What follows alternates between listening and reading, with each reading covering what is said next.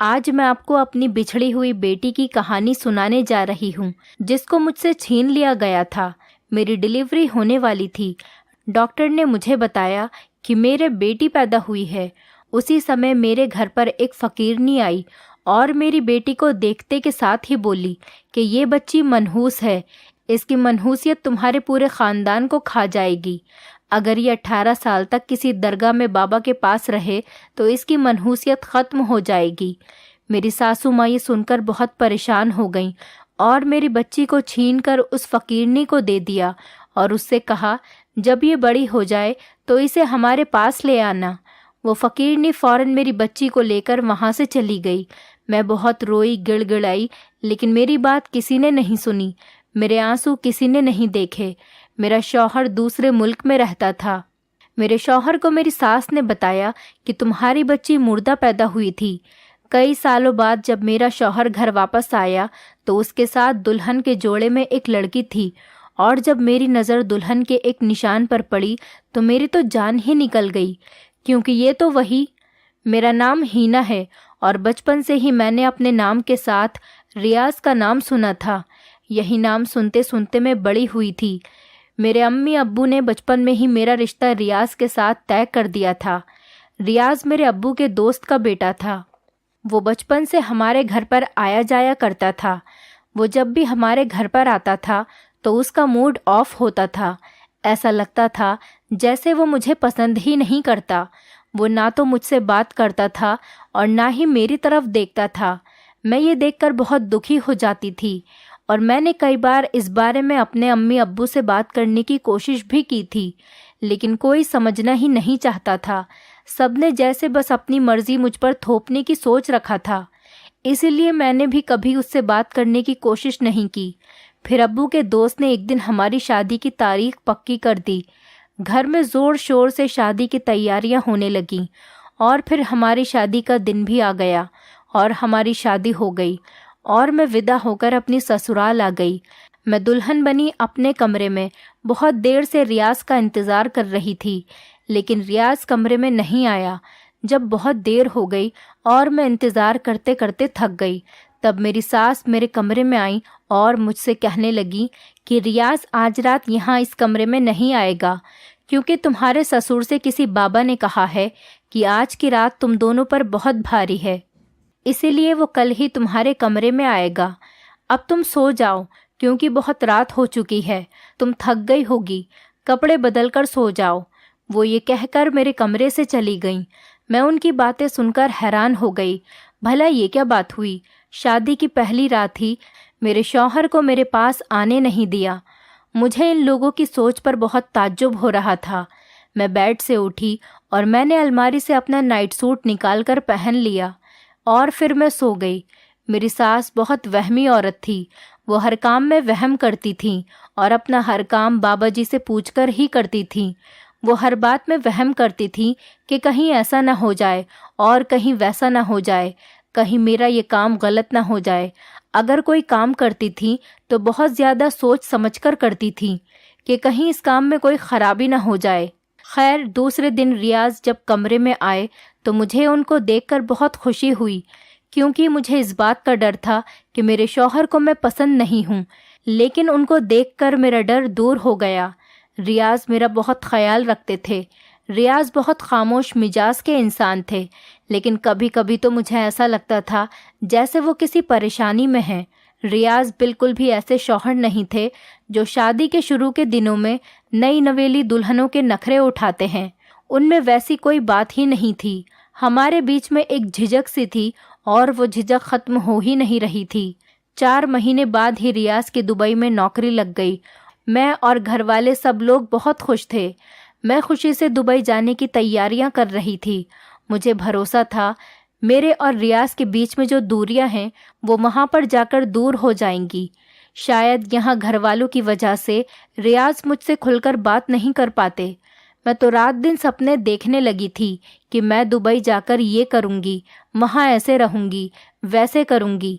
लेकिन दुबई जाने से एक दिन पहले रियाज ने घर वालों से कहा कि मैंने हिना के बारे में एक बहुत बुरा सपना देखा है कि वहाँ जाते हुए उसका एक्सीडेंट हो जाएगा। ये बात सुनकर तो मेरी सास बहुत परेशान हो गई और कहने लगी कि मैं अब हिना को तुम्हारे साथ दुबई जाने नहीं दूंगी, यहाँ तक कि मैं उसे इस घर से बाहर भी निकलने नहीं दूंगी। 40 दिन तक हिना घर से पैर भी बाहर नहीं निकालेगी। मेरी सास अपना हुक्म सुनाकर चली गई। मैं जो रियाज के साथ दुबई जाने के सपने देख रही थी वो सब टूट गए।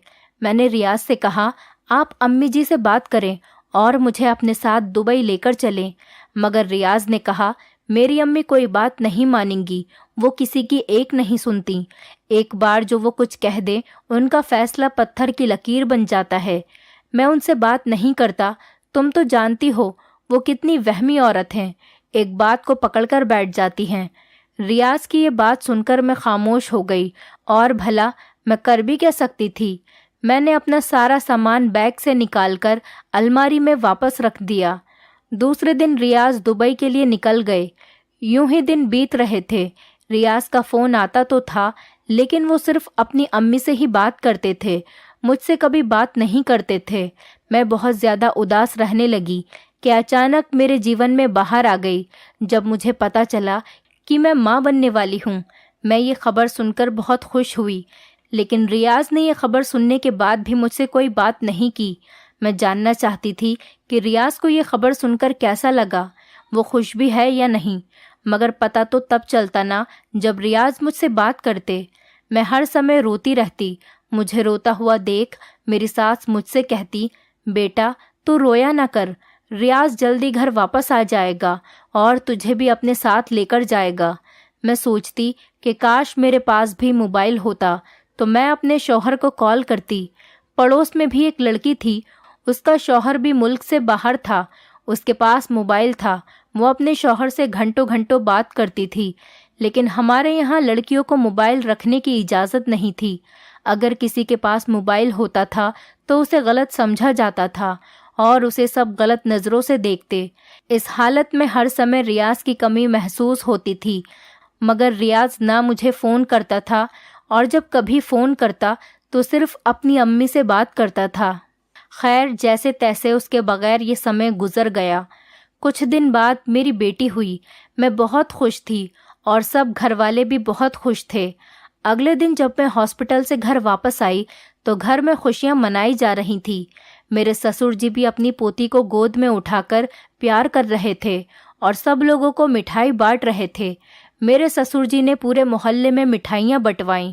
उस दिन वो बहुत खुश थे, लेकिन अचानक दरवाजे पर एक फकीरनी आ गई तो मेरी सास ने उसे मिठाई का डिब्बा दिया, लेकिन उसने वो मिठाई का डिब्बा लेने से मना कर दिया और ज़ोर से चीखकर बोली कि ये बच्ची मनहूस है।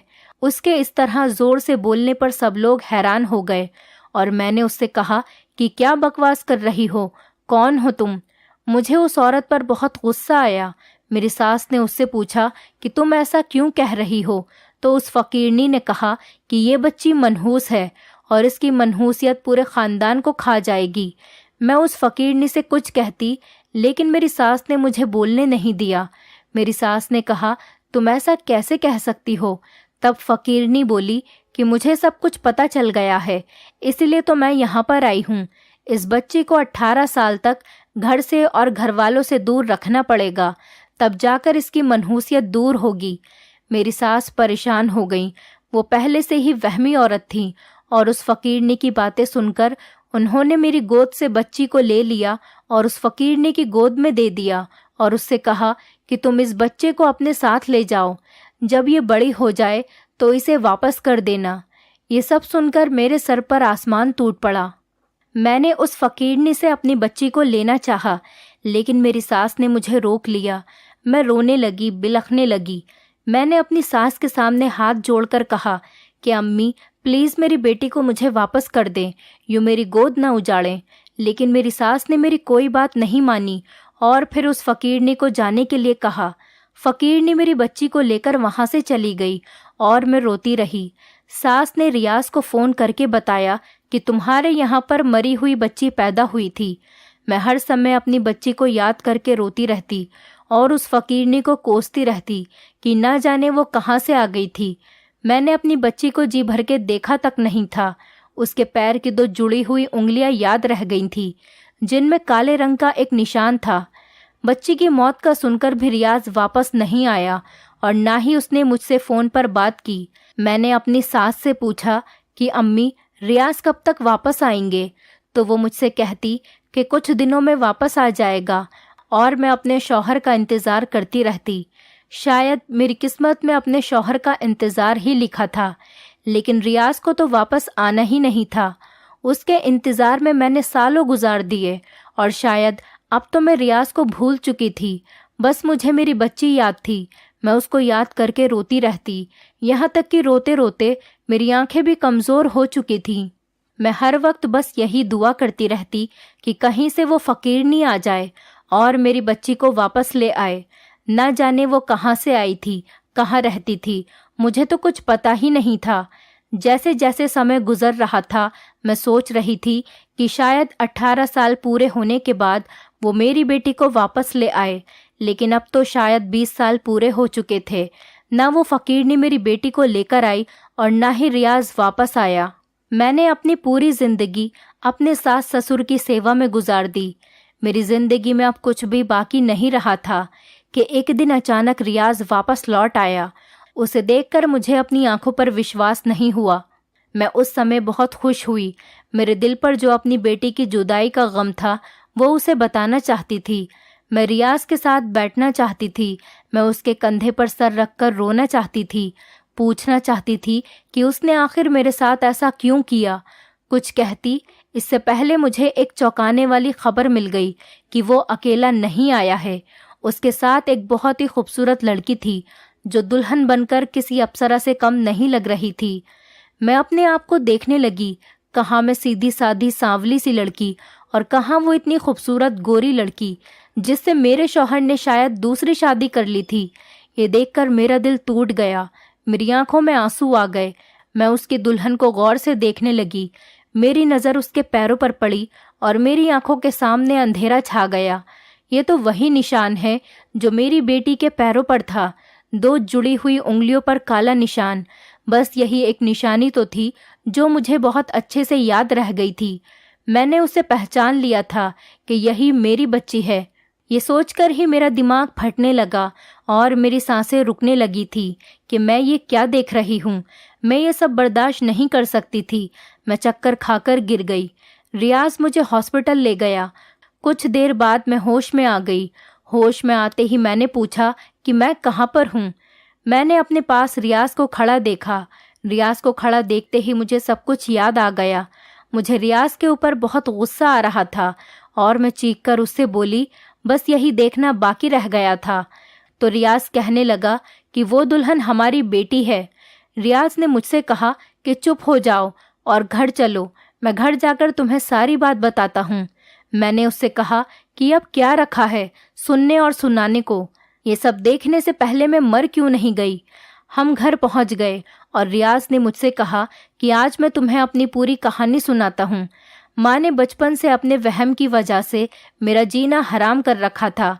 कभी कहती आज पीले रंग का कुर्ता पहन लो, तुम्हारे लिए अच्छा रहेगा, तो कभी कहती कि आज दाल मत खाना, तुम्हारे लिए ठीक नहीं है, तो कभी कहती कि आज स्कूल मत जाना, तो कभी कहती कि अपने उस दोस्त को छोड़ दो, वो तुम्हारे लिए अच्छा नहीं है, तो कभी कहती कि घर पर ही रहो, बाहर जाने से तुम्हें नुकसान हो जाएगा। उनकी इस वहमीपन की आदत से मैं बहुत परेशान हो चुका था। बचपन में ही उन्होंने मेरी तुम्हारे साथ मंगनी तय कर दी थी। मैं तुमसे तो क्या, अपनी पसंद की किसी लड़की से शादी नहीं करना चाहता था। अपनी पढ़ाई पूरी की और दुबई में नौकरी के लिए अप्लाई किया। मैं यहाँ इस शहर में नहीं रहना चाहता था। मैं यहाँ से कहीं दूर जाना चाहता था। मैंने दुबई में बहुत जगह अप्लाई कर रखा था। मुझे दुबई में नौकरी भी मिल गई। नौकरी की बात जब मैंने अपने घर में बताई तो माँ ने शादी की जिद करनी शुरू कर दी थी। मैंने उनसे बहुत मना किया कि अभी तो मेरी नौकरी लगी है, पहले मैं कुछ दिनों नौकरी कर लूँ, फिर उसके बाद मैं शादी करूँगा। लेकिन उन्होंने मेरी कोई बात नहीं सुनी और मेरी शादी तुमसे करवा दी। लेकिन मैं तुम्हें अपने साथ लेकर जाना नहीं चाहता था, इसीलिए मैंने माँ के सामने झूठा सपना बताया। मैं जानता था मेरा सपना सुनकर माँ तुम्हें मेरे साथ जाने नहीं देंगी, क्योंकि वो बहुत वहमी हैं, और यही हुआ। उन्होंने तुम्हें यहीं पर रोक लिया और मैं अकेला दुबई चला गया। लेकिन मैं दुबई अकेला नहीं गया था। कुछ साल पहले मैं यूनिवर्सिटी में पढ़ता था। वहाँ मेरी मुलाकात समीना से हुई और मैं उससे मोहब्बत करने लगा। पढ़ाई पूरी होने के बाद हम दोनों ने शादी कर ली।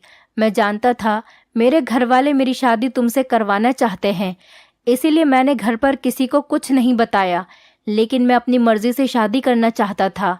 लेकिन जब मैंने घर वालों को अपनी नौकरी के बारे में बताया, माँ ने ज़बरदस्ती मेरी शादी तुमसे करवा दी। मैं समीना के साथ दुबई चला गया। कुछ दिन बाद मुझे पता चला कि तुम माँ बनने वाली हो। तुम्हारे बच्चे का बाप बनने की कोई खुशी नहीं थी। फिर कुछ दिन बाद मुझे पता चला कि समीना भी माँ बनने वाली है। तब मैं बहुत खुश हुआ, लेकिन एक दिन समीना सीढ़ियों से फिसलकर गिर गई और उसका मिसकैरेज हो गया और डॉक्टर ने बताया कि अब समीना कभी भी माँ नहीं बन सकती। ये सुनकर समीना सदमे में चली गई। वो रोती रहती और मैं उसको बहलाने की कोशिश करता रहता था। मुझसे उसकी ऐसी हालत देखी नहीं जा रही थी, इसीलिए मैंने उससे वादा किया कि मैं अपनी पहली बीवी का बच्चा तुम्हें दे दूंगा। जब तुम्हें 9वां महीना लगा तो हम दोनों इसी शहर में वापस आ गए और मैं तुम्हारी पल पल की खबर रखता था। जैसे ही तुम्हारे बच्चा हुआ और तुम हॉस्पिटल से घर वापस आई, मैंने एक औरत को पैसे दिए और माँ के पास भेज दिया। वो फकीरनी के भेस में आई थी और उसने वही सब कुछ कहा जो मैंने उससे कहने के लिए कहा था। माँ ने उसकी बात सुनते ही फौरन बच्चे को तुम्हारी गोद से लेकर उसे दे दिया। हम घर से थोड़ी दूर पर ही उसका इंतजार कर रहे थे। जैसे ही वो बच्चे को लेकर बाहर आई, मैंने उसकी गोद से बच्ची को लेकर समीना की गोद में दे दिया। हम बच्ची को लेकर दुबई वापस आ गए। मैंने और समीना ने उसे बहुत प्यार से पाला, उसका बहुत ख्याल रखा। उसे यूनिवर्सिटी में एक लड़के से मोहब्बत हो गई और हमें भी वो लड़का बहुत पसंद था। हमने उसकी शादी तय कर दी। हम उसकी शादी करने के लिए इंडिया वापस आए। शादी के दिन नज़दीक आए तो समीना को अपने किए पर बहुत अफसोस होने लगा। उसने फैसला किया कि वो हमारी बेटी को सब कुछ बता देगी और शादी वाली रात उसने हमारी बेटी को सब कुछ सच सच बता दिया कि वो समीना की और मेरी बेटी नहीं है, बल्कि उसकी सौतन की बेटी है। समीना की ये बात सुनकर हमारी बेटी को बहुत गुस्सा आया और वो अपनी शादी छोड़कर तुरंत मेरे पास आई और कहने लगी कि आप लोगों ने मेरे साथ और मेरी माँ के साथ अच्छा नहीं किया। मुझे इसी समय मेरी माँ के पास लेकर चलो। मैं जब तक अपनी माँ से नहीं मिल लेती, मैं शादी नहीं करूँगी। मुझे अपनी माँ से पूछना है कि सच क्या है और क्या झूठ है। उसकी ये बात सुनकर मैं उसे तुमसे मिलाने के लिए तुम्हारे पास लेकर आ गया, लेकिन तुम उसे दुल्हन के जोड़े में देखकर गलत समझ बैठी और बेहोश हो गई। रियाज की ये बात सुनकर मेरे दिल को तसल्ली हुई। फिर मैं अपनी बेटी के पास आई और उसके गले लग गई। खुशी की वजह से मेरी आंखों से आंसू नहीं रुक रहे थे।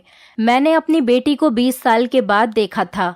मैंने अपनी बेटी को बहुत प्यार किया और उससे बहुत सारी बातें की और अपनी पूरी कहानी उसे सुनाई।